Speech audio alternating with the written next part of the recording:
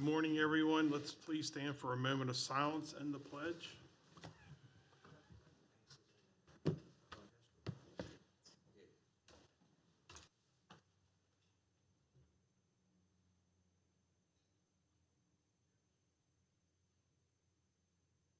the pledge. I pledge allegiance to the flag of the United States of America and to the republic for which it stands, one nation, under God, indivisible, with liberty and justice for all. Good morning, everyone. I'd like to call today's meeting to order. We have two sets of minutes to approve. We could do them individually or both together. Commissioners, it's your pleasure. Any corrections or comments? Make the motion to approve April 16th and April 28th minutes. Is there a second? Second. I have a first and a second. Any further discussion? All in favor, say aye. Aye. Aye. Thank you. Next, Commissioners' reports and comments. Vice President Baker, would you? Just a couple of things. Again, I'd like to thank our staff for all of the updates and all of the great work that they're doing in directing us with this COVID-19. I know they're just doing an awesome job, and I just want to thank you for your hard work and your efforts and all of the information that you're providing to our community, all of the help that you're providing. And it's great to be back again 2 weeks in a row with the county commissioners, and I think we're going to have a remarkable year, and we got our budgets passed, and we're moving forward in a positive direction. So I want to thank all of the county commissioners for supporting last week's budget and all of the staff's hard work. Thank you. Mr. Kiefer, would you report? Yes, just a few minor things here. A reminder that today is, believe it or not, Election Day, right? June 2nd by mail. Hopefully you can get your, everyone's gotten their mail and they have their ballot and they can find it if it didn't get lost in the shuffle at home, but mail that back in today. I believe it just needs to be postmarked by today. And correct me if I'm wrong, you can vote in person at our new Yes, at the old Shop and Save. at the old shopping center, old Food Line on Virginia Avenue. So anyone who may not be able to find their ballot, it's not too late. You can go vote in person today. So I hope you take advantage of that opportunity. It will be interesting to see what the turnout will be. And I know there's a lot of concerns about election voting by mail. So if you didn't have that opportunity to vote by mail, you can still vote in person. You might be inconvenienced by a little bit of a drive, but democracy is worth it. So please do that. The other question I had, I don't know if there's any update that can be provided to us about our roles and responsibilities as the Board of Health. Maybe there might be an opportunity for us to convene here shortly in that capacity and discuss the coronavirus and its impact on our community here in Washington County, and maybe we can speak with together and talk about maybe our letter to the governor didn't quite get the attention we were hoping. Maybe we can look at maybe a new plan forward. So might there be an opportunity for us to convene as the Board of Health, and what decisions could we make in that capacity? So would like us to consider that. And that's all. Commissioner Schmidt. Just like to second what Commissioner Kiefer said about today's Election Day. I'll be out voting in person at the old Shop and Save there at Halfway Boulevard, Virginia Avenue, in case you didn't know. And also I'll second that if there's anything we can do as Board of Health, Board of Commissioners to find a way to help these businesses open. I know we didn't close them, but a lot of people are scared and trying to figure out what they can and can't do. And we need to support them in the best way that we can. And like I said in one of the meetings, the governor last Wednesday, he applauded some of the communities on finding loopholes and ways to open businesses. So I think we need to do the same thing to find, the businesses and the towns to help find those loopholes so we can open up our businesses. Commissioner Wagner. Good morning. Back to what Commissioner Baker said, I personally think the health department is Earl Stoner, and I think that emergency management Tom Brown and everybody connected in between Meredith Hospital, I think they're doing an amazing job. I do think that they are finding some loopholes at this point, and I think don't forget we have our chamber and organizations, Greater Hagerstown, Downtown, are doing the same thing. you know, right now I'm very happy with how it's proceeding. Now, do I want businesses open? Heck yeah, I'm on board with the loopholes. I'm probably not on board with the executive order being violated, only because, and the reason I'm not on board with that is not because I don't want every business in the county to open. It's that I'm worried about their liability and their state licenses they hold. If the governor, in my opinion, if the governor would choose to retaliate, I mean, imagine you opened a bar and they had a fire or a fight and someone got hurt, and then the insurance company says, I mean, I don't, you know, if it's their decision whether they want to open or not mine. And I think, you know, the people that seem to, our legislation should be sitting on the governor's doorstep also. I mean, they're connected to Annapolis closer than I am. So if anybody's not getting the point I'm saying, I want the businesses to open. I can't tell them to open beyond the executive order, but I'd be very cautious that they check with their insurance companies, see what their clauses say if they did open against executive order, if there was they considered that violating the law. And I'd be very careful I had a state license, because I can't speak for the governor, but I think, you know, I'd be really doing my homework before I opened up. But again, you know, I'll let that be their decision, not mine. I just don't think it's in our capacity to rule that open up Washington County as much as I'd like it to be. I think I got to put some of it back on the legislation. They're the ones that represent us in Annapolis, and that's about as close as the governor you can get. You know, I don't know what's going on behind the scenes. I attend most of the meetings, but I would hope that those decisions could also be, other than ours, to take that chance. And what about our COVID funding? What if, I know in Franklin County, the governor said, go ahead and open up if you want, commissioners, but we're going to cut off your funding. I'd hate to be the guy responsible to get off COVID funding from Washington County, because I ordered everybody to go ahead and open up. So, I mean, I'd welcome any more comments from the commissioners on that. I don't know where you all stand. And if anybody's listening, I can assure you I want the business open. I've suffered in my business. You know, my restrictions on the real estate business. I couldn't even practice in Pennsylvania for months. You know, and truth be known, I could be down more than a few $1 million in volume of sales. So I want everything to open. But I'm just not sure that it wouldn't be a little bit irresponsible for us to say just open up and go with it. I think if I was a business owner, I'd make my own decision and see what my insurance company and my state licenses I might hold would say. Anybody got any? Mr. Wagner, you made a lot of great comments there, and I agree with almost everything you said, and it goes back to our legislators. They're the ones that have the phone number of the governor, his staff. They should be in direct communication with them, getting our community back open, and I couldn't agree with you more on that. I mean, we're a big part of it, but our legislators really, really have to be knocking on the doors of Governor Hogan's office and his team that he has in place to give us guidance and direction. So I wholeheartedly agree with you on that. And Earl Stoner and Tom Brown have just been exceptional. I couldn't ask for any more out of those two guys. I just also, while we're talking here, one group we forgot to mention is the liquor board. I want to thank the liquor board for, as soon as they got it, were able to reduce their restrictions on outdoor serving of alcohol, so that they could come out and rope off a different area, so that the restaurants could serve a larger group of people in accordance to the regulations. They did it very quickly, so that the restaurants would be able to do that. So I just want to thank them for acting extremely quickly again on allowing the businesses to have more outdoor seating and serving alcohol. When's the governor make his next announcement as to what can open? And I haven't heard of a press conference yet this week, but I anticipate one. Yeah, because I see where the numbers in the state are declining And in Washington County. Washington County. Randy, anything else? I'm good. Thank you, Commissioner Wagner. Yeah, I'd like to go and echo some of those concerns. As a former realtor in real estate, you know there's over 500 jobs and industries related to sale of a house. And it's affecting everyone by us not having local control through the executive order. Washington County has demonstrated that our statistics are lower than the rest of the state. And I believe we should have that local authority through executive order to begin opening these businesses.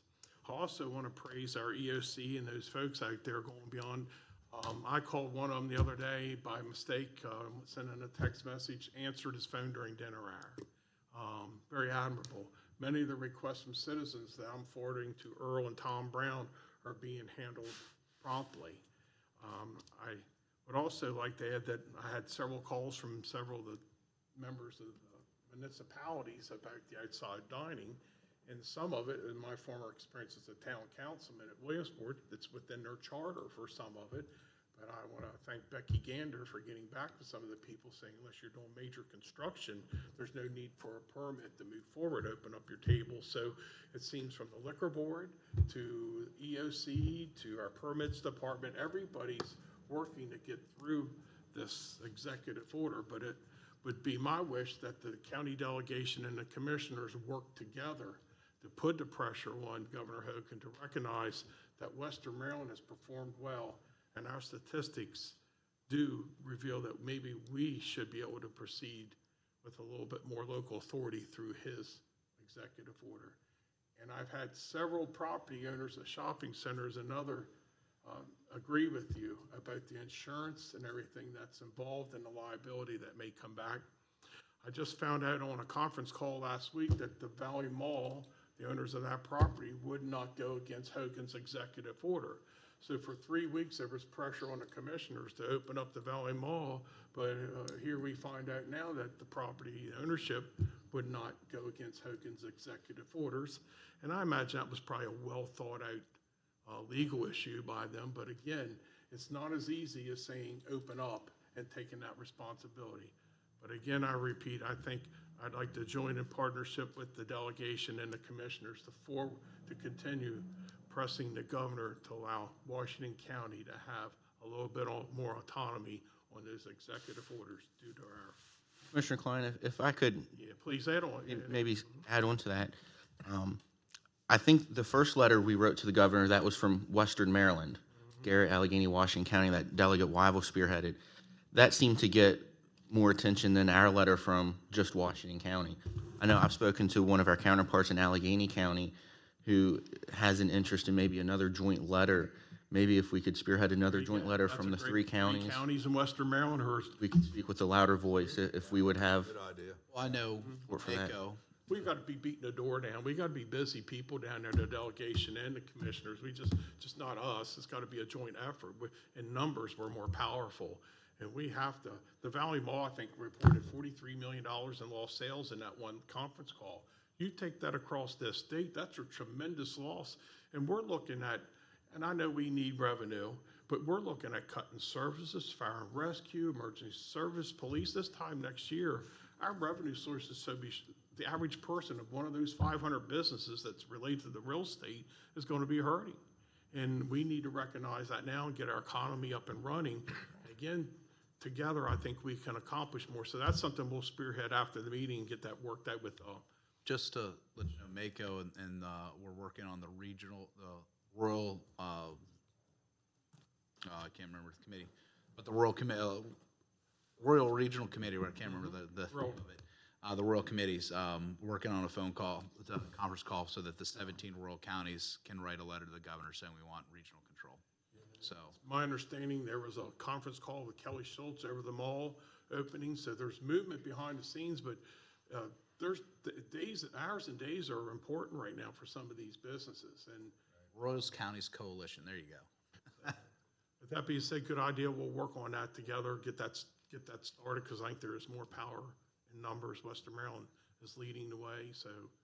Maybe we could even draft it according to what Wayne was saying and send it to them and say, would you guys, everybody sign this? And We'll contact them and we'll go from there and get that started. Everybody okay with that? Consensus to do that? Yeah. If we could start reaching out today. Yeah. All right. With that being said, I think that's all I have for my reports. So we will now go. Do you have any staff reports? Mr. Downey, do you have any staff reports? I didn't have it on the agenda, but while you're here. Just echo your comments, the comments of work that's been done by everyone at the EOC. They have been doing, for months now, been putting in long hours, getting all of our plans together to get us through this coronavirus crisis. They have been fielding numerous calls from a lot of citizens and businesses. They've been trying to provide flexibility whenever they are allowed to get to accommodate the concerns of everyone in this environment, and also the county staff in general for their flexibility and adaptability as we move through this crisis. I think last week I did ask you about putting in some information on the role of the health director and all those boards, and that was brought up again today, so we need to get that. I think it would be appropriate to schedule that as an agenda item next week. We can have the health officer here and just have a discussion amongst ourselves as to what lane people were in and what authority there is and what the statutes allow us to do. All right, that's good. Thank you. Sorry to interrupt you there. Next on our agenda is the Black Rock agricultural lease. Andrew, please come forward. Introduce yourself and the matter, please.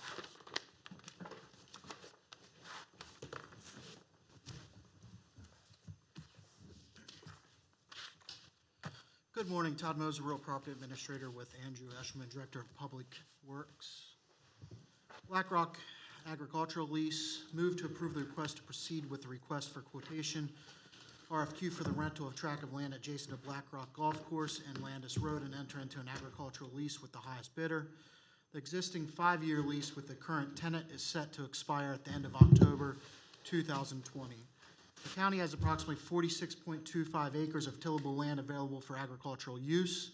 The proposed lease is for the term of 5 years and allows either party to terminate the lease with 60 days written notice. Language regarding proposed future walking trails has been added to the lease that will allow the county to construct trails in the future. If the county terminates the lease, the tenant will have 60 days to harvest crops. If the crops are not deemed ready to harvest, the county will pay the tenant the current local USDA rate for the existing crops the tenant was prevented from harvesting. Alternatives would be to negotiate new lease with the current tenant. And one revision I had for the lease, to add to the lease, no structures, building, or construction of any kind shall be placed on the leased premises. Isn't he a long-term tenant? 5 years already, right? Was it before that? I'm not sure what the history is, definitely for 5 years. Been a good tenant? Yes. Hadn't built anything on the property that you're just, is that? No, you can. It was money from program open space, so it's essentially just an interim use until And we would use it for park and recreation purposes. And that price is, generally it goes for maybe like 4,500 a year for that kind of acreage. But I mean, this is good tenant, and you're close to that price. I mean, I wouldn't have any problem with keeping a good tenant there. he's paying approximately $100 an acre. Yeah. No, that's about the going rate. You know, we have received a call or two in the past, why don't you advertise this out for everyone to bid?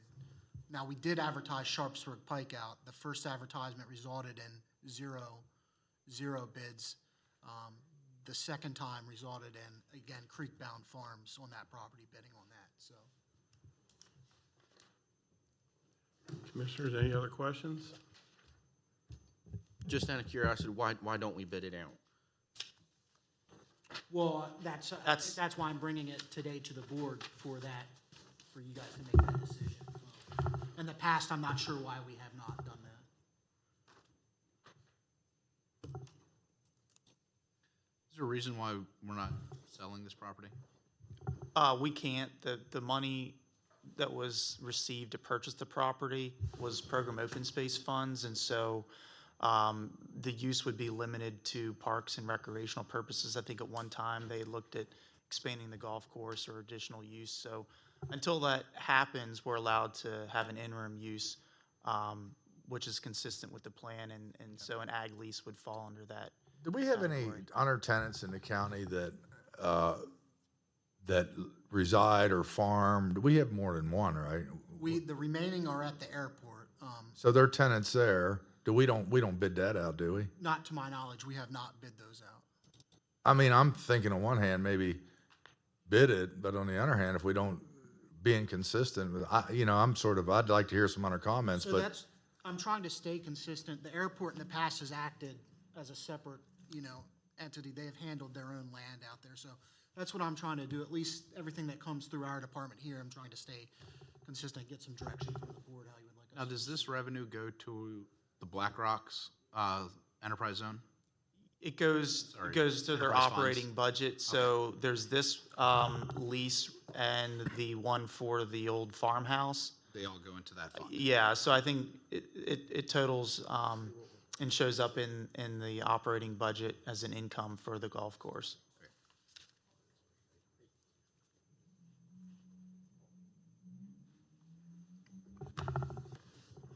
It's been a good tenant. Yes. Why don't we just bring this back next? Give us a chance to ask him some questions, and they come to our mind, and we press it and decide on this today. We have 4 months or so to. Think about it for a week. I yield to Commissioner Baker. We always have a little courtesy policy. Want to yield? It's not a pressing deadline. We could do it next week. Commissioners, you okay with that? Is there any additional information you want us to be prepared with for next week? Not I mean, right your now. price is about right, so. I mean, that's the only thing that it would be comparable lease rates are the only thing I would like to see. If it's comparable, I mean, that's my big thing. What is the long-term plan for this property? Well, like I said, I mean, it was originally purchased, I think, for the expansion of the golf course. I don't think the way that's going right now, that would be a wise decision. So the interim plan would be, we've identified the expansion of some walking trails that could be added, and that was in the most recent capital project plan that was approved with money coming in FY22. So we look to do some improvements over there, but more or less keep these leased lands intact, and we could put the trails in and around that area. Long-term, there would be the opportunity to expand regional park out there. Personally, I feel like it would be probably tied to some development happening along Landis Road. Landis Road has some road improvements that most likely would need to be done before anything major can be developed along there. So you said we couldn't sell it because of POS funds. So what would happen if we decided we didn't want it any longer, we wanted to sell it? We'd have to pay back POS funding? What happens if you decide you want to sell it is, first you need to get the authorization to do that from the state. You have to pay back the money that was received, and then you have to find an equivalent park and recreational parcel somewhere else of equivalent value. So you almost end up paying twice. You have to pay back the funds, and then you have to buy roughly, this is 50 acres of leased land, but say it's 100 acres total, you have to buy that land somewhere else with local money. So it's a double penalty. Thank you. Would we be able to, and it sounds like you already have considered other possible uses, start to really delve deep into other possible uses, maybe additional funding from POS to develop that land for recreational purposes? And, I'm thinking the Black Rock Golf Course receives a couple $100,000 a year subsidy from the general fund. If maybe we could, help develop that land and augment that revenue that's not coming in. Yes, yeah, they're all options that are on the table. As far as the golf course itself, the development of additional, an executive course, a non-hole course would probably be more operating expense. So in general, the trend for golf courses is to diversify their revenue stream. So there are some other things that they look at when doing that. So yeah, I think long-term, there's a couple options we could look at, some which would maybe be revenue generating. Would a driving range in that area? Sure. We have a driving range. It's up by the parking lot. It's maybe not as ideal as some other golf courses and locations. But certainly, the issue right now is there's not really direct access from the Mount Etna side. You would need to go from Landis Road, and that's kind of back to any major improvements would most likely require some road upgrades. And that's where I would look towards maybe some private development happening to trigger some of that. The USA cycling events have brought some attention to the county from bicycling enthusiasts. Might there be, not motorized bikes?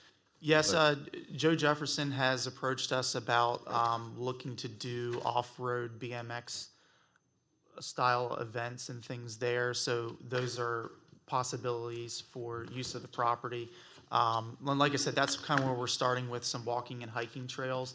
That's a little bit more low impact. Some of the things for those bike races can be done, but it does take a little bit more work on the infrastructure side to develop those courses in a way that will withstand the use. Just a little hesitant. I know the Black Rock Golf Course has received some state accolades and for its course and its design, and it is beautiful, but we also have some other golf courses in the county that struggle, and I don't want government to be a competition for private ventures as well. So if we could maybe diversify a little bit, I think that would be good.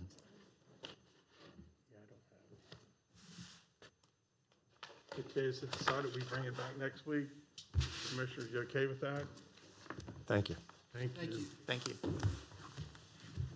Give me 1 second.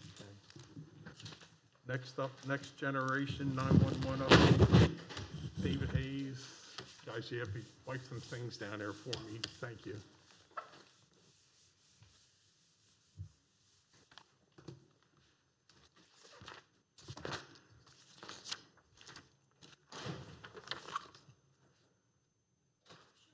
Yeah, I don't have it. No.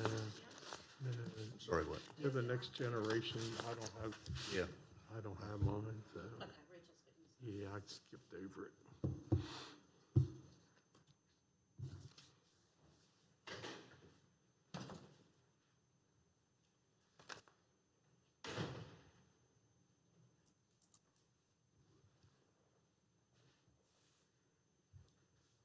Hey, are you the only one attending?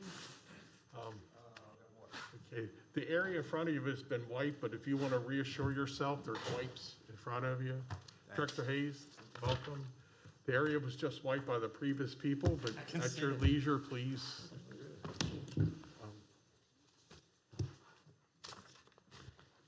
Thank you. All right, welcome everyone. Please introduce yourself in the matter. Morning, Bud Goodmanson, GIS Manager. Dave Hayes, you know, as Emergency Services Manager. Jennifer Kinzer, Deputy Director of Planning and Zoning. The Next Generation 911 Work Group continues in the program to correct address errors and sound-alike road names throughout the county in preparation for implementation of the Next Generation 911 technology. Extensive work was done in the Hancock Fire District, including the municipality of Hancock, to identify these errors. Public meetings were held to inform and answer questions by residents and property owners. An appeal to the Hancock Mayor and Council to cooperate and allow changes to addresses and road names inside the town was denied. Although disappointing, the work group will continue with changes in the unincorporated areas and move on to other areas of the county next. This is a briefing to keep the commissioners informed. The unincorporated area of Hancock Fire District has 23 address errors, corrections, and 3 private lane namings for a total of 33 address changes. Inside the town limits of Hancock, we identified 19 address errors. Certified letters were sent to the property owners.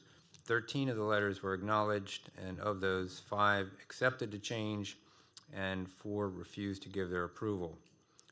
There were 5 streets we recommended for name changes, affecting 55 addresses. The town council denied our request for change. 1 apartment complex with 48 address changes was accepted by the owner, but implementation was suspended due to the council's position. The work group brings this matter to the attention of the commissioners as a lack of cooperation by this municipality is of great concern, especially as it relates to the prospect of the other municipalities and whether they will support and cooperate with this important public safety measure. So we last brought this to your attention February 11th. We gave you an update. On February 25th, we held a public meeting in Hancock, and as I mentioned, on March 8th, the town moved to deny any changes. So we are trying to correct these inconsistencies and correct these problems so that there aren't any delays in delivering emergency services to the area. And we thought this was important just to give you an update. Quick question. Sure. Of the 55 addresses, and then you said one apartment complex with 48, so is that 48 of the 55 inside the town? No, those are 48 additional. Okay, so that's one address affecting 48 people of that 55. Okay, Right. that's what, Is your biggest concern, as it sounds like, correct me if I'm wrong, I might be totally off base here, that you're worried about setting a precedence for the other municipalities by not doing it here? Is that your biggest I concern? think that's a secondary concern. The primary is that we're again unsuccessful in correcting inconsistencies in addressing and issues that could potentially affect emergency Could you give me an response. example of one of the things that the council, why they voted against this? Just give me an address or that would screw up the works. So the easiest one, I think, is probably Maryland Avenue. So Maryland Avenue existed well before Interstate 70, interstate system. When 70 went through Hancock, it essentially split Maryland Avenue into two sections. So nothing was ever done to rename either of the two streets. So if it is not uncommon, and we had an issue of recent months where a Maryland State Police trooper couldn't figure out which side of Interstate 70 the address is on. Now, that doesn't sound detrimental. We actually addressed this. Was it like labeled right now, north and south? No, it's just Maryland Avenue, and the only difference is the actual address itself. So you can get to the north end, but there is a small detour that it takes. The example we use there is that could create a several minute, if not a 5 or 10 minute delay by the time it's recognized, the corrective action is found, and they go to the other side and find a correct address. And I use the analogy, I've used it here before. I ask anyone to hold your breath and tell me how that feels when there's a delay in that. But, you know, Maryland Avenue is one. Now, we had a proposal there, and I'll have to look to Bud or Jen to get me back to one of our recommendations. We talked about, I think, one of them being named North Maryland Avenue and spelling out north. So instead of an N, because we don't like that, and I use the example, the road I live on is South Point Drive, spelled out just like that. So it actually is a true road name. It's not north or south. There is no North Maryland Avenue in Hancock, and there would not be. You would have Maryland Avenue, and you would have North Maryland Avenue. So that's the kind of compromising we're trying to get to relative to that. But the other one is we have a Main Street, and we had a call here as well, where the physical address of the house, I think it was 62 Main Street, but the physical location of that house was in the 100 block. We're not looking for 62 in 100. You see what I mean? We're looking for 62 in the unit block. So that was an error. That was an actual error in the address. It's out of sequence. Yeah, and some are on the left and the right side of the road. You know, the odds are typically on one side, the evens are on another side. And we as emergency responders use a real easy algorithm. We're looking for 5 things. We're going to the right town, we're going to the right street in the right direction, to the right block, and the right side. And that allows us to run an algorithm through our head where I don't have to read every mailbox number because we can't. The time it would take to do that is a slowdown of emergency response. So when we talk about the criticality of changing these addresses, this isn't just semantics that it just doesn't fit. This is actually relative to public safety. And that's the message we gave to the mayor and council, and I felt it was important that we address that here, at least for an awareness, because again, I think Bud has accurately stated it could set a mindset of other jurisdictions, municipalities specifically, that may or may not take a proactive response here. It's disheartening. At this point, I guess it is a choice of the town of Hancock, and we'll have to be accepting of that, but I felt certainly it's something we needed to get to the commissioners for awareness. I would like to thank, I know the three of you were at that meeting. I attended, Commissioner Klein attended that meeting.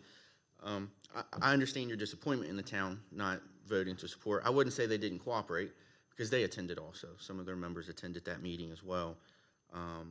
So I think they were part of the process. They just came up with a different conclusion, is what it is. I know I've received many calls and a petition that I passed out to the commissioners back then, I think on that date or the day before when we had our meeting here. Just like we're asking the governor for local control over our county, our jurisdiction, I think they're just asking for local control on some issues over their jurisdiction. I see the same analogy playing out there. The town of Hancock wants to control things just like we ask to control things. We understand that this is very inconvenient for the property owners to change those addresses, but it comes down to a matter of life and death when people need to get there to save a life. So it's not insignificant. So if the property owner accepts it, is that okay? Is the big thing is what you're looking for, is the individual property owners to accept it? Well, that's really what the town of Hancock had said. They're not really willing to move forward with changes unless the property owners accept the changes or some type of evidence that shows where the issue, their difficulty was. Okay.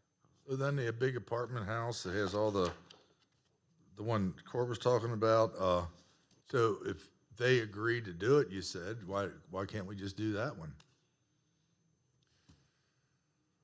We would like to go ahead with that, but from the statement that they gave us, it sounded like they didn't want any changes. So we're kind of also looking for some direction from you as to how we should proceed with this. We would, It says the apartment complex with 48 address change was accepted by the owner, and it was implementation was suspended due to the council's position. If it's accepted by the owner, I go back to, why don't we do it if the So owner would? I think we can probably, we should read the letter here. It's two very short paragraphs from the mayor and council. I got you. There, dear sir, madam, please be advised that on March 8th, 2020, the town of Hancock has not approved any address changes within its municipal boundaries. And there's an extra paragraph that says they're willing to still review, but they're not really interested in moving forward without citizen willingness to change and/or evidence-based need. We feel we provided the evidence-based need. We gave them the scenarios. We literally, before the town meeting that we had the call that I referenced here where we had actually gone to the wrong address. So what do you want from us? I don't think at this point there's really anything that we can do, nor need from the commissioners other than just to let you know the progress of this. And, I don't know if Commissioner Kiefer has spoken to the mayor and council or not. If there's an opportunity to revisit their decision, I'm not sure of that. I think you could always ask. I wouldn't want to speak for them, but maybe there's a possibility, kind of like what Commissioner Monerschmidt had mentioned. If you can go maybe to those individual homes that their house number's out of sequence, the house number with the 60 that's in the 100 block or what you mentioned. If they can do that on a one-for-one basis, if you can get 10 of the 19, that's a step in the right direction according to the information you present to us. And maybe the town would be, amenable to doing the individual house numbers. Now, naming a street name, that's a little different. You can't just, I guess, ask for one homeowner's permission to change a street name. But if it's a house number that's out of sequence, maybe they can be looked at individually. And I do want to emphasize at the town hall meeting, the mayor was there. I mean, they were very receptive and appreciative of the conversations. The township that were there were very respectful, and it wasn't, a really abrasive type position. But, as Bud said, we're appreciative and understanding of the difficulties this would create for them. And some of them, I think one of them even had a business that would likely have to change, some measurable things. So we are understanding of that, but, it kind of falls where it is. So for a property owner to have to change their address, could you give us some sort of a list at some point in time as to all of the hardships that they're going to be involved with, changing all of their addresses with all of their loans, and, I mean, there's a whole lot of things that the property owner's going to have to do. Yeah, Terry, I just did it in a home. It's quite extensive. Yeah. Anything you can think of, you have to notify the people. Yeah, and, you know, your driver's license, everything, on and on and on. And I mean, to me, as a, if I'm one of the properties that you want to change my address on, I'm gonna have to give that a lot of thought before I want to just change my address, because there's a whole lot of issues that the property owners have to deal with. Also, you mentioned the 58, whatever that address was, in the 100 block. If I type it in on GPS, does it take me right to the house? I don't believe so. Most of the GPS addressing algorithms go by the block, so it would put But you don't know that for sure. You said you didn't think so. I don't think so from what Wayne, won't you my check that out on experience. the way home? Or I could. Well, I think like the Maryland Avenue would get you to where you need to go. I know it's separated by the interstate. I can see Maryland Avenue from my backyard. It's pretty Right. easy to look at, but I know it's separated by Interstate 70, but still, you would be routed. The GPS isn't going to take you across the interstate to get there. Right. It's gonna take you down the path. This was a state police trooper. I mean, this wasn't Not your a average Magellan citizen. system, yeah. You know, What about, I know growing up in Hancock, Maryland Avenue was There's no something that was decision. been talked about quite a bit. Like local vernacular calls it Maryland Avenue Extended. Even Pennsylvania Avenue Extended, which was not interrupted by Interstate 70 because the bridge goes over it. For the longest time, that northern part of Pennsylvania Avenue, north of the interstate, is called Pennsylvania Avenue Extended, Maryland Avenue Extended. That's kind of what locals refer to it as. Why is that not a possibility? Generally, with our criteria for road naming, we don't use an extended as a suffix. It's just not an acceptable suffix. So we're just trying to eliminate the possibility of that delay in a life and death situation. I understand, Commissioner Baker, the problems it is to go through to make those changes, going online, sending things in. For the most part, there's very little, if any, cost, except maybe changing your numbers on your house or whatever. But when you look at the life and death, that's our main concern here To today. go along with Commissioner Baker, and one of the things you suggested a while ago on a completely different topic, but it could help out with this, is first, I think if the individual resident is willing to do this and wants to do it, I don't think any of us should get in the way, and that's a definite benefit to you guys.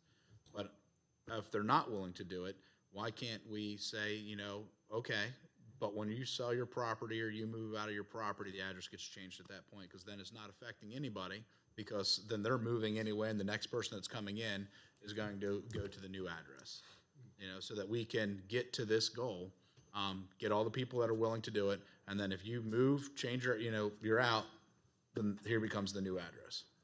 Gentlemen, what I'm hearing, there's no recommended motion for today. We had some good ideas.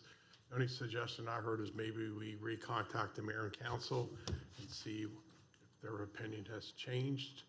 I Commissioners? do have one more thing that experienced when I had changed an address. We're talking about GPS. I think everybody in the world uses GPS, either Wave or something. I'll guarantee when you change your address, it's not going to show up on GPS anymore. I'll guarantee it. I changed my address, and no, you can't find it. The street name, yeah. Couple weeks, heck, it's been 7 months, and I still can't find it. So you can dispute that if I think I'm wrong, but that would really bother me as soon as I change the street, whether make it north, south, and put another address in. It might make things worse. So, I just wanted to bring that aware. We submit those name changes to Google and several other companies that hold those databases for How long GPS. is it typically? If I change my address tomorrow, how long before it shows up on GPS? It can be as A year? soon as a month or, It's on their update cycle, right. because we have no control, the third-party vendors. Yeah, well, it's been close to a year for me. Okay, Commissioners, any other comments, questions? Maybe a little direction to recontact the Hancock and see what's going on with that. All right, any other questions? Hearing none, thank you very much. Thank you very much. Next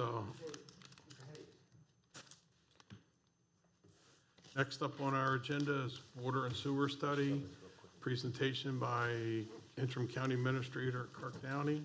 As soon as Terry finishes there, we'll begin.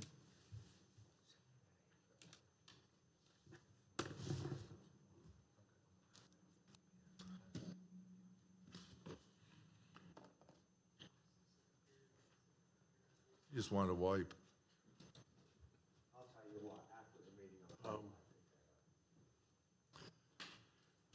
When Jeremy and them to come up front. So, You I mean, this generally is a discussion amongst the commissioners. As you know, last week when the water and sewer rates were established as part of the budget process, Commissioner Baker mentioned the idea of a group to study the water and sewer rate models as well as the provision of services generally to see whether there's a way that can be done more efficiently and in a manner where rates covered expenses sooner than our model is predicting now. And so this is the opportunity for the board to discuss how they want to move forward with that idea. Obviously, there is currently in place an emergency management advisory committee that meets on a regular basis to address environmental management issues. You could charge that group with the task of studying the issues. You could set up an additional ad hoc committee, or you could consider hiring a consultant to take a look at everything. Obviously, because of the way the services are provided, the rate model, there's a number of assumptions that go into that rate algorithm. It may be helpful to have some third-party consultant look at that in addition to whatever citizens group you may want to put together. But this is on here to allow the commissioners to have the conversation that they mentioned last week. Terry, begin. Well, as we discussed last week and voted on, each commissioner having a representative on the committee. We also, I think we had talked about having the Emergency Management Committee work along with the ad hoc committee. And I'm still in much favor of that. Also, I would never rule out the hiring of a consultant, but I would like to reserve that. This is me. I would like to reserve that to see what how the discussions turn out among the Emergency Management Committee and the ad hoc. Environmental. I'm sorry. And, once the committee, the Environmental Management Committee and the ad hoc committee meet, they may just come back and say, we recommend a study. But I would like to hear what the committee has to say before I would just go right directly to a third-party consultant firm. I'm fine with that. And I think we all have reputable people in the community that'll do an outstanding job, and at least this is going to give all of the users a voice from someone other than commissioners. If it's okay, I think that if it's also, or they haven't brought this up, Jeremy to be an ex officio of that committee so that they have a direct link. I would add maybe one more ex officio member. I spoke to someone who I thought might be my representative to this board, and he had asked that there be a representative from environmental management, but also our finance and accounting department as well, since they're involved in that process. So if we could have that ex officio member from Yeah, finance this department. committee's gonna need some expertise, especially with someone, whether it's Sarah or someone, somebody's gonna have to talk numbers. Yeah, I'm fine with having Sarah and Jeremy as ex officio members. If that's all right with the rest of the commissioners. Okay, And then we talked about a timeline, because we don't want to, 3 months. there you go. has the advisory committee people been contacted and told, and how have they been meeting since the COVID. Please, make sure you wipe that off too, so I'm sorry for that reminder. Jeremy Moos, Director of Division of Environmental Management. The committee does meet regularly. We haven't met since the COVID crisis, but the committee is aware of what the commissioners talked Have about they been last able to week. correspond with emails or any Yes, sir. Zoom, or if they have been? Yes, sir. They're aware of the task that's going to be appointed to them.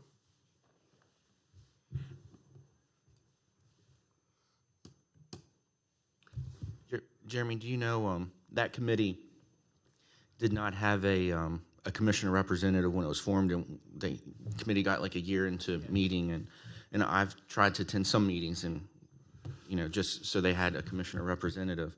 Do you know, the last I was there, they were working on a study for the solid waste Yes, sir, and that's, program. Is we- that we competing for their time?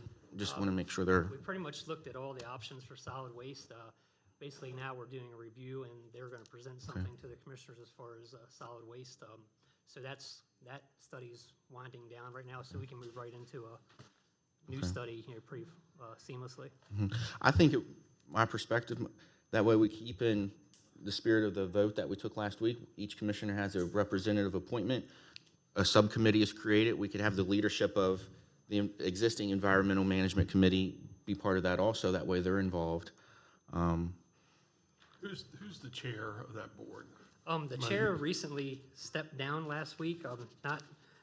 She did not resign entirely, Lisa Ray, but she just stepped down as chair. So the next meeting, we'll have to have the committee elect a new chair member.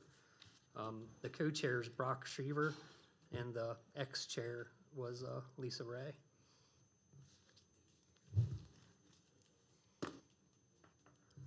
And the reason she's stepping down is just because of COVID issues, is work commitments, but she still wants to take part as a regular committee member. You're going to have 4 vacancies here August 31st. Yes, whenever I believe the committee will have to review membership. The attendance of all of your advisory committee members. Excellent.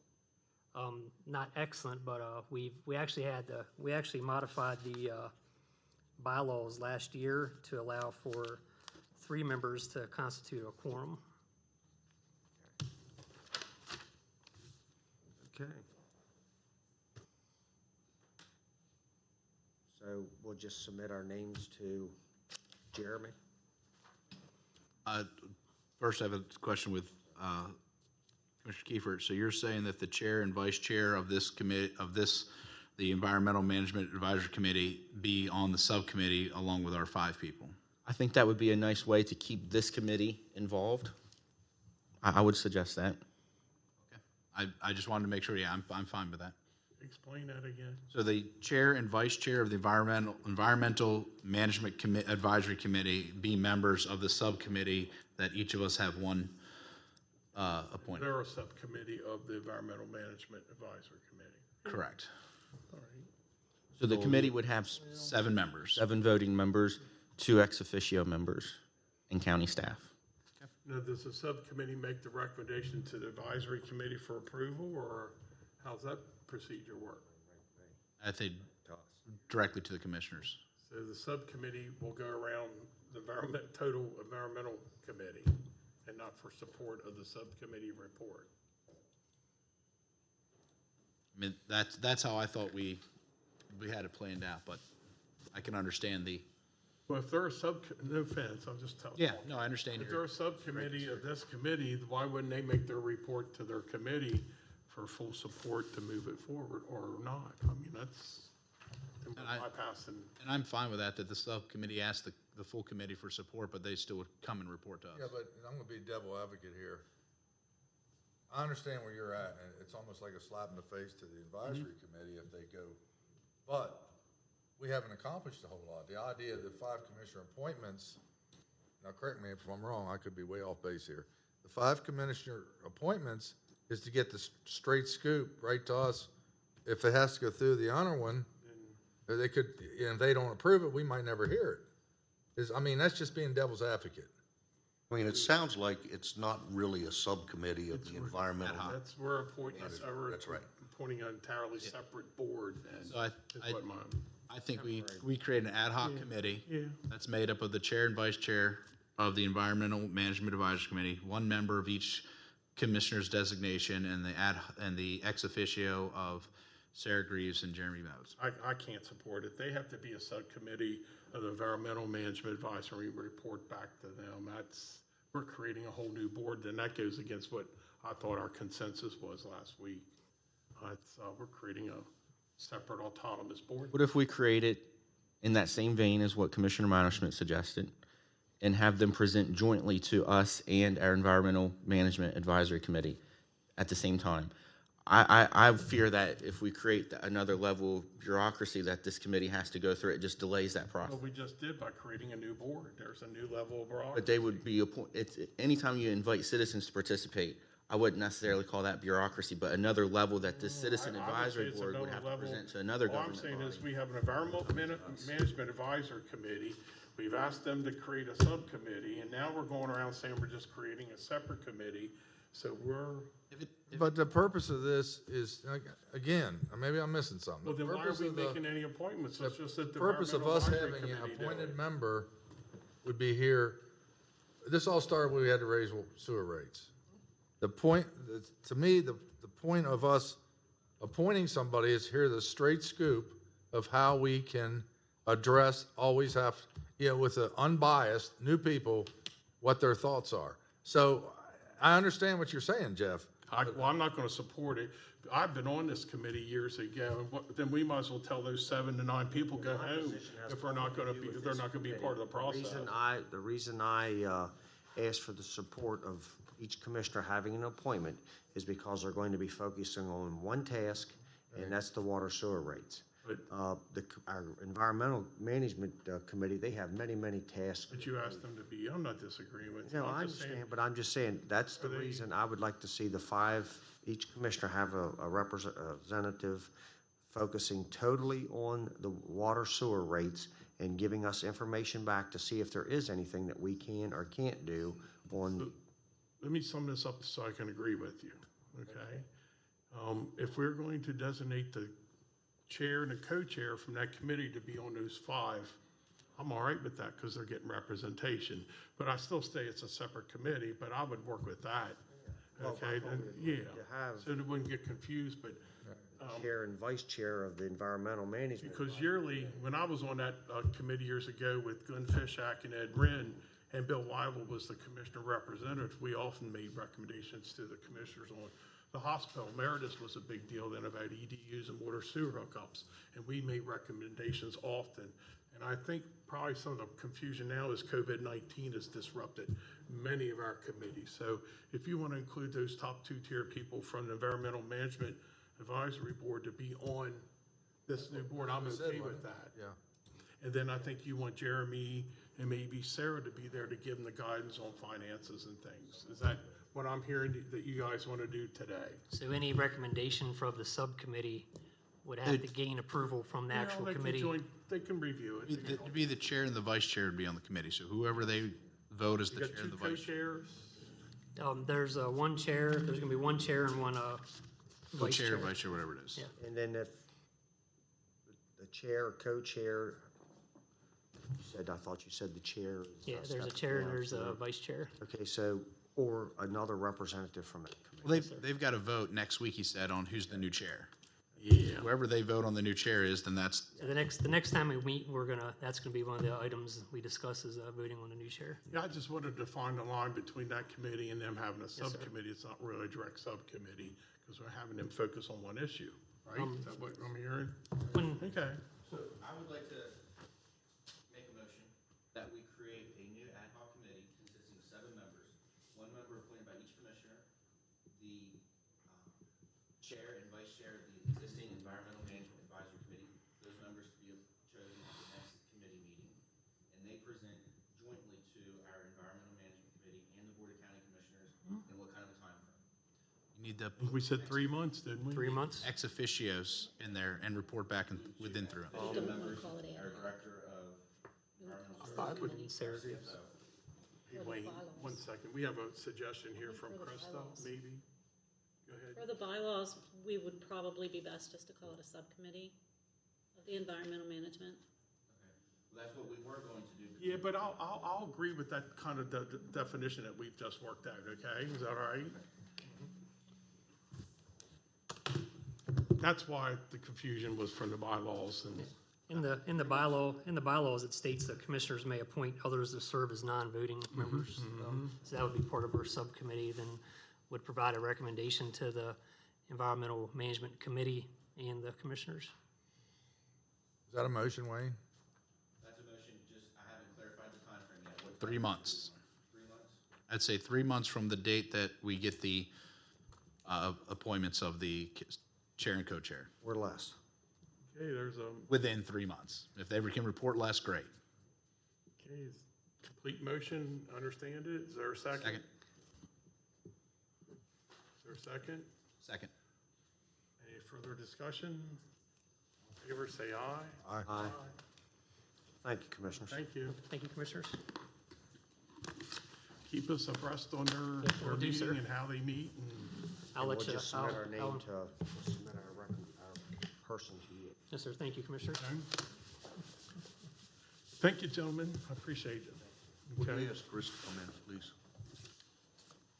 Excuse me, sir. Would we ask Chris Bowles to come in, please? Yes, sir. Thank you. I'll have to skip the next item and come back to it, Okay, we're going to, the public hearing. okay.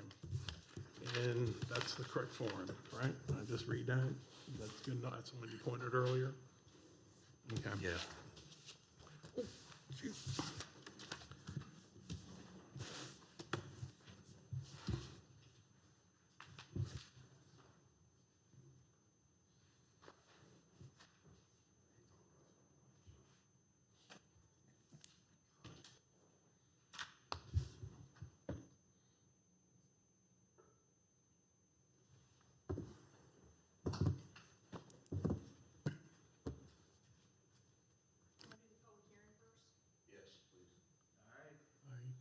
Mr. Boggs, please wipe down your area too, your chair and the desk area. Thank you. There's a bucket and mop in the closet.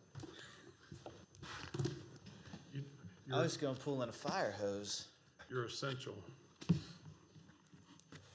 essentially. Looks like he wiped this down before he left. That's very good.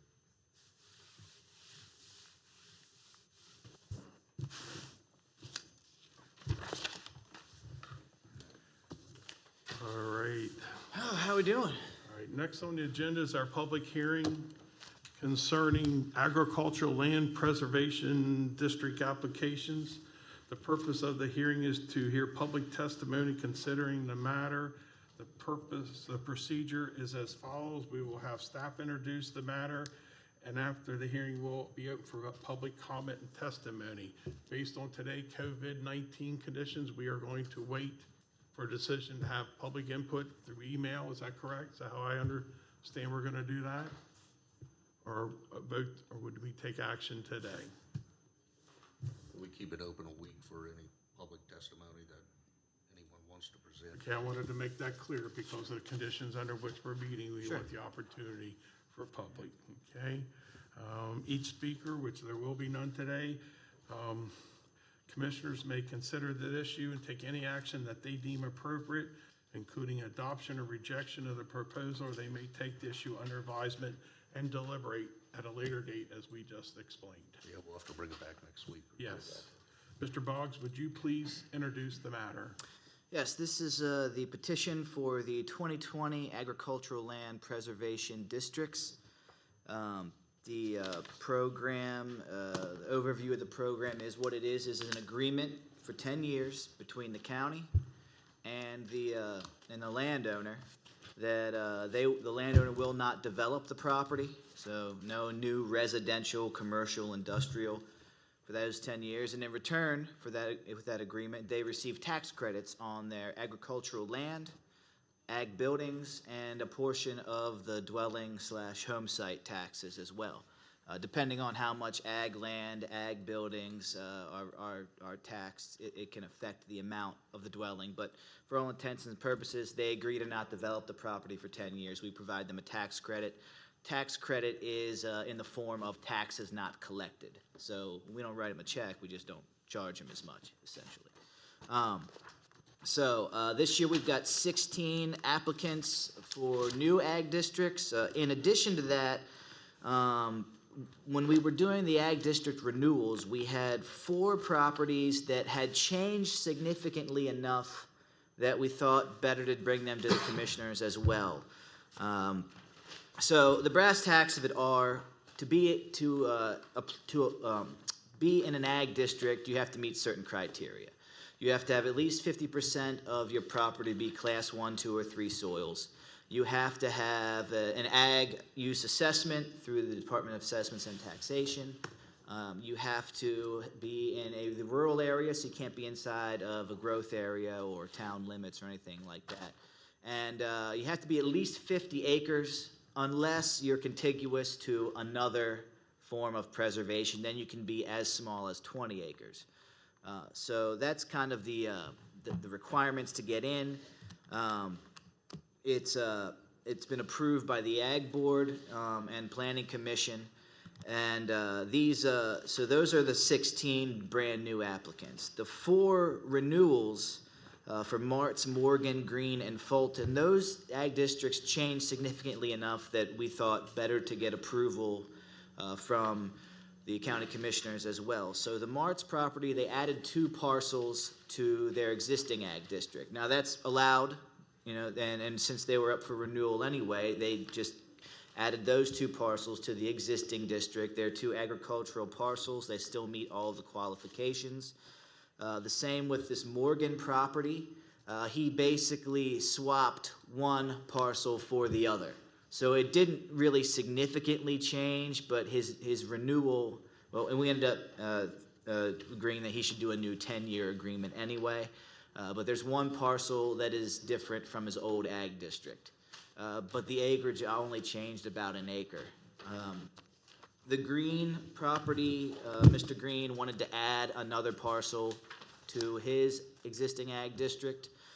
And Fulton, that property, since it's now owned by 2 separate entities, that ag district, the original ag district was made up of 3 parcels.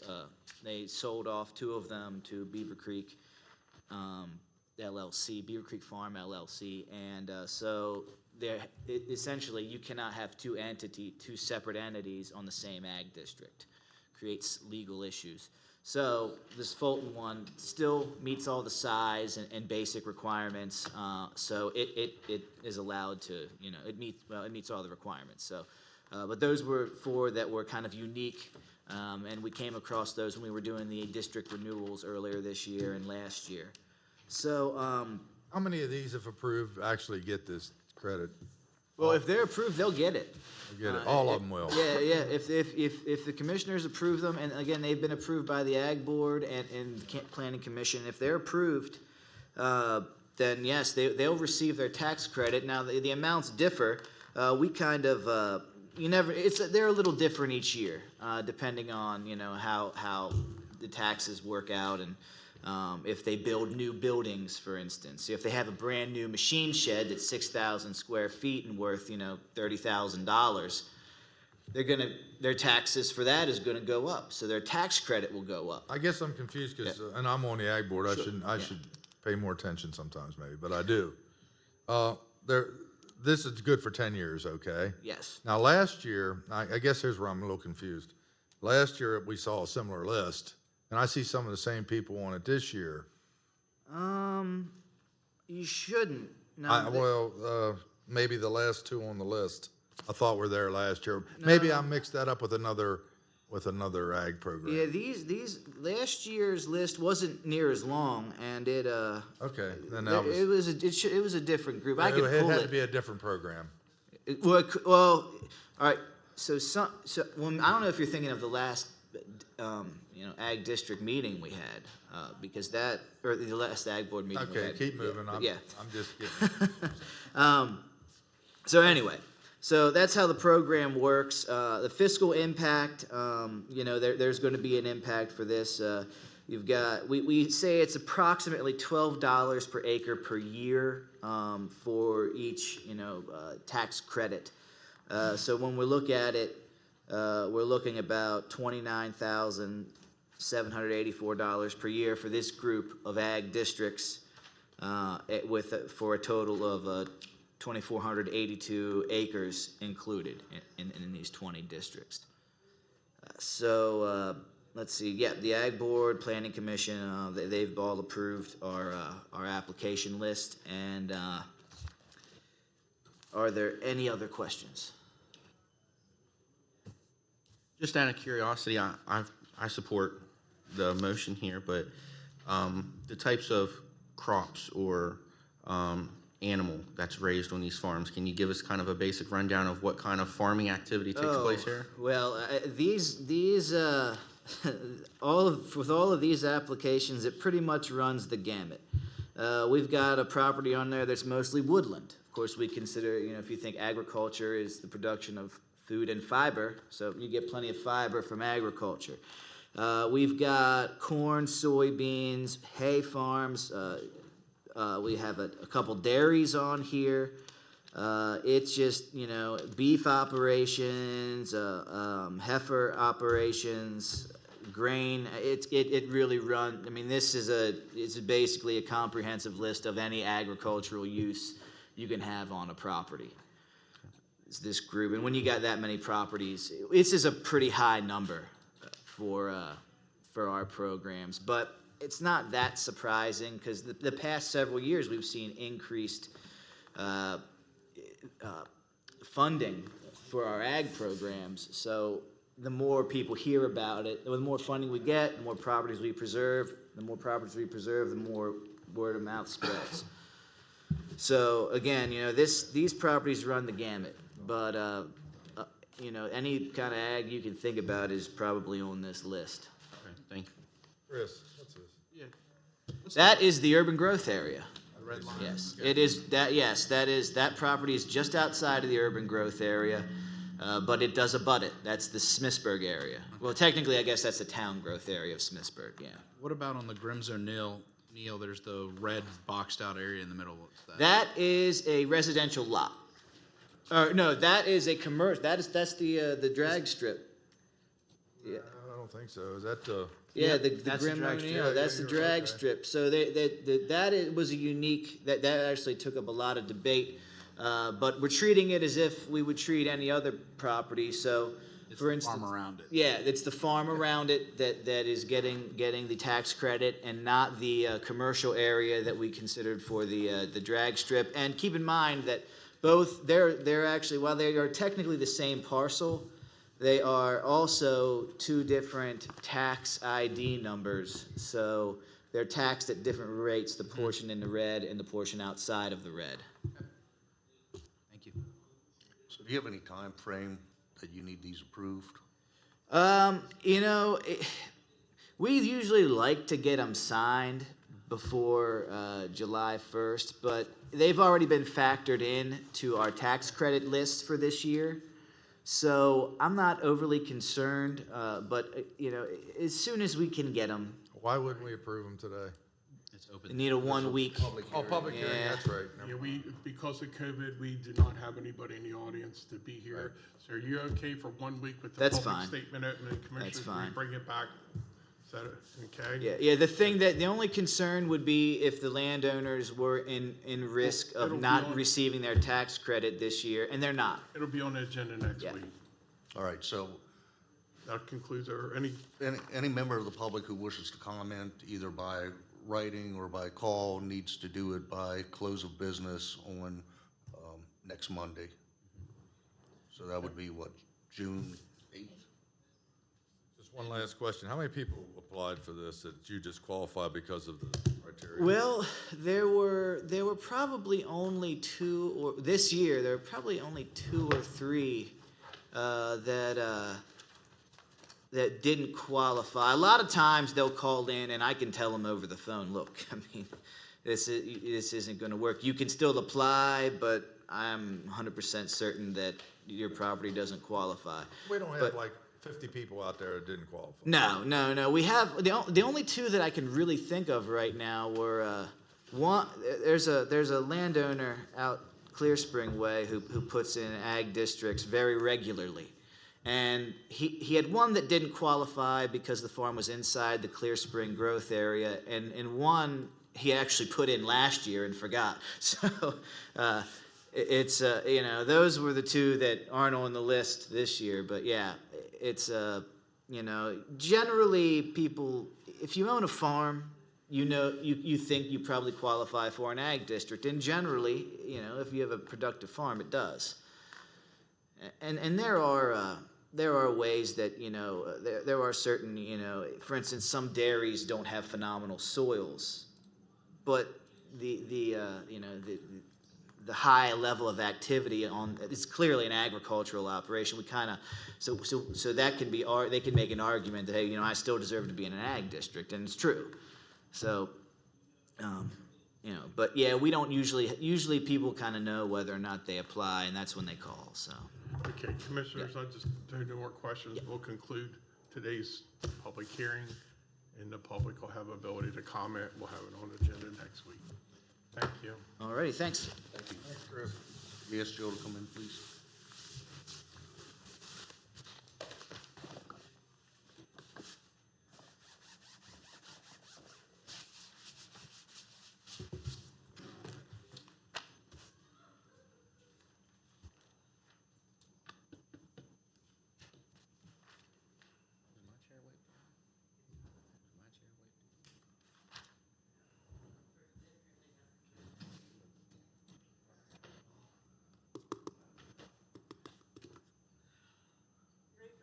Yeah, come on in. Joe, Chris just wiped everything down, but to your comfort level, you're welcome to take those precautions as well. Thank you.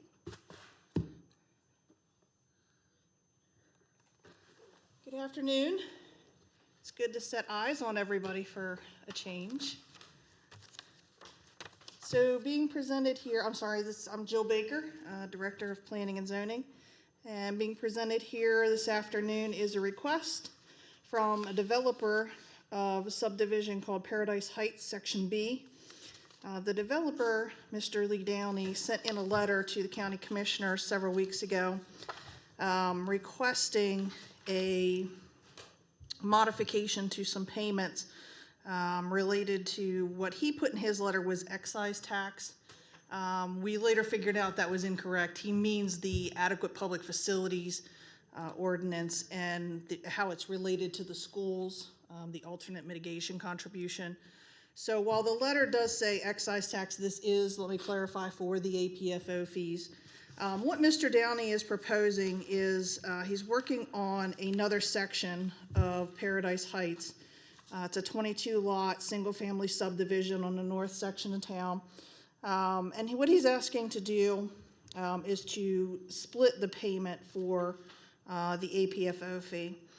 Right now, the way the alternate mitigation contribution works is that you were to pay that prior to final plat, subdivision plat approval. What Mr. Downey is asking for is to pay half of that prior to subdivision plat approval.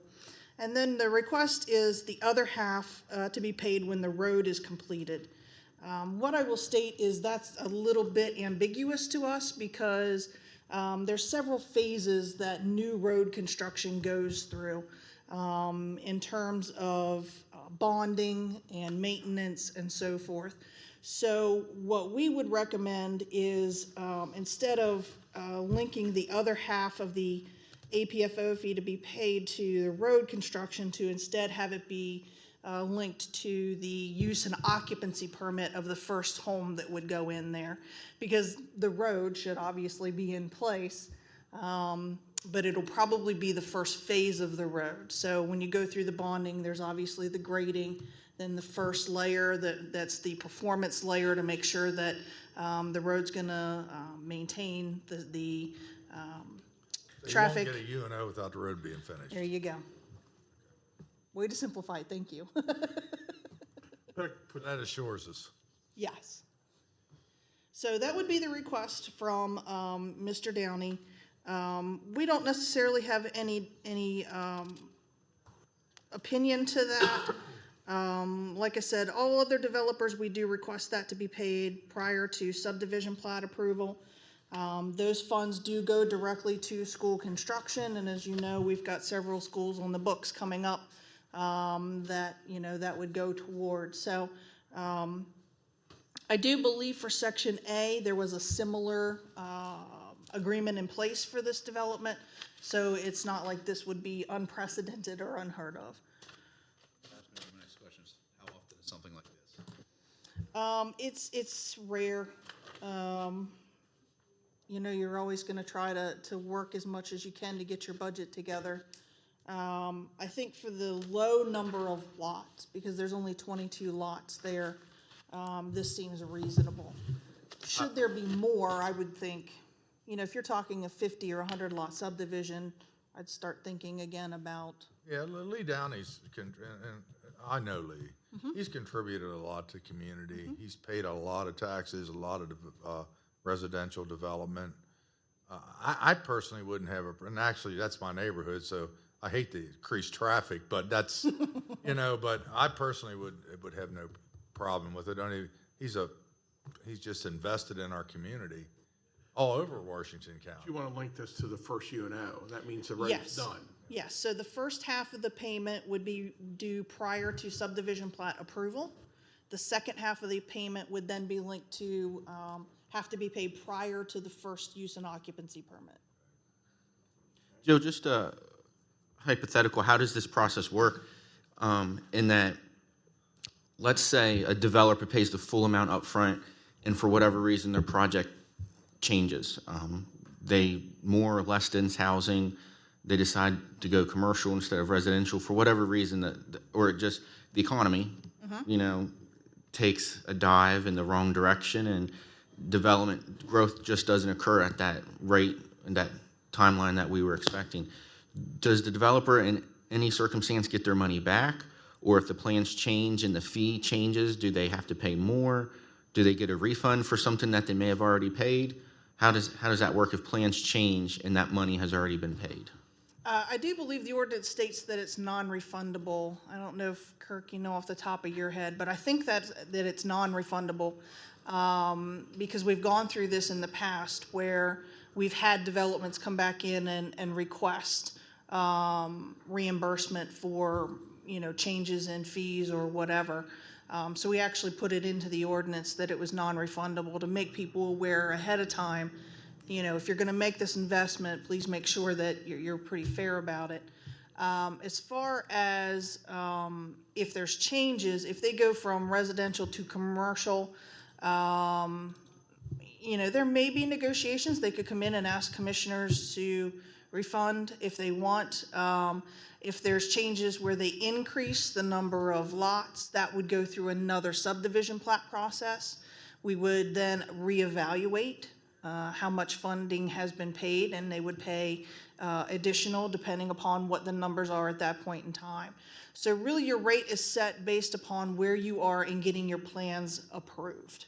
And most developers right now know that, you know, they better be pretty sure that they can develop in order to get those plans approved, because once it's approved, you have 6 months to get it recorded, and then you're starting to pay taxes regardless of whether or not those homes are being built. So most developers are very, very aware of that and very cognizant of that and build that into their plans. So to my knowledge, it's non-refundable, but we're really only getting plans in now for those that are fairly certain that they're going to move forward. Yeah, and I think he understands that because this is another phase for him. There's quite a development back there that he's already accomplished. Yeah, and if you read the letter, that was also part of his request, is that he's going through the due diligence period right now, and that's why he's requesting this right now, to determine whether or not this would be financially feasible for them. And I think that's why you're seeing this request, is because it's a little bit of a buffer for them so that they pay half now, but then once they start gaining income off of the sale of some lots, they can then afford to pay the other. Your recommendation would be we accept the first payment half and tie the second payment to use and occupancy. Yes. Is that any more that would? I'd like to make that motion. Okay, there's a first, is there a second? Second. Okay, again, Just a quick comment. I'm going to support this as well. I just want to make sure that we're consistent across the board. So if this is the path we're taking, the next development that comes into place, I don't doubt Mr. Downey's contributions to the community. He's a good man and philanthropic more than I've been, in my lifetime so far. So you can't doubt what he's done. I just want to make sure the next person that comes along that's maybe a little less philanthropic, we don't say no to. Or I like consistency. Consistency.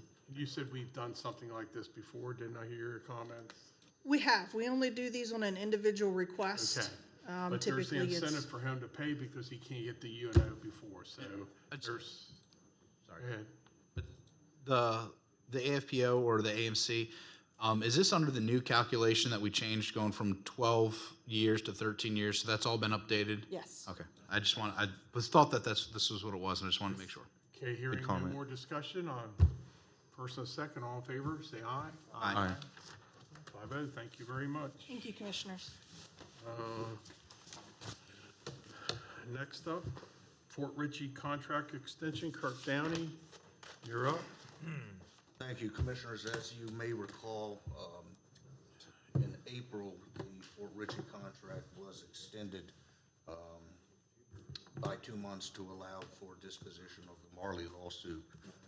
That lawsuit was disposed of, however, because of the applicable appeals period that is allowed,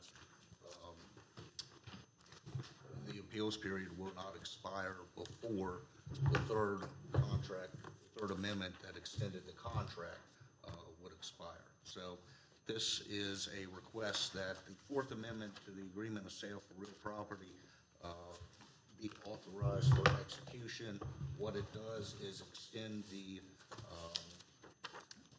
time for settlement to allow for the expiration of the appeals period in the Marley lawsuit. Mr. Crumpetich contacted me, wanted me to let you know that he still is very committed to this project and interested in getting started just as soon as he can. And he continues to be all in on the project. When's the appeals process end? It would be 30 days from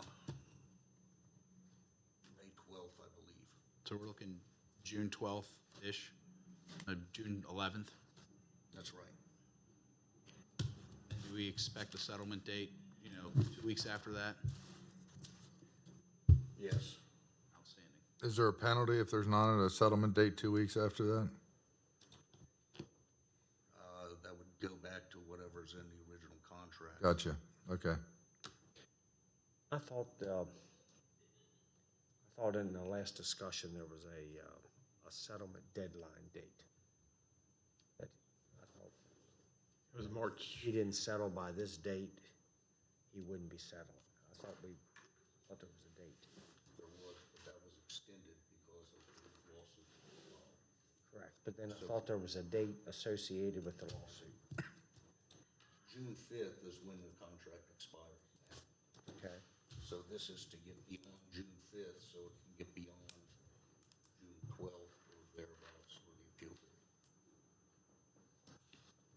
I'd motion to extend it. How long? It extend to June 30th. Yeah. Second. Okay, I have a first and a second to extend the contract to June 30th. Is that correct, everyone? Any discussion? Hearing none, all in favor say aye. Aye. Aye. Opposed? No. 3-2, thank you very much. Seeing no more agenda items, a motion to go into closed session. Make the motion to go to closed session. Is there a second? Second. All in favor say aye. Aye. Aye. Thank you.